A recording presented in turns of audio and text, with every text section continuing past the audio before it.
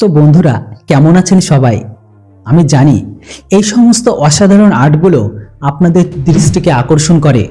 আমি জানি প্রথম দেখায় আপনারা কিন্তু এই আর্টগুলোতে আপনাদের চোখগুলোকে আটকে ফেলেছেন। সত্যি অসাধারণ। এগুলোর কোনো তুলনা হয় না। আপনারা যতটাই দেখবেন ততটাই অবাক হবেন।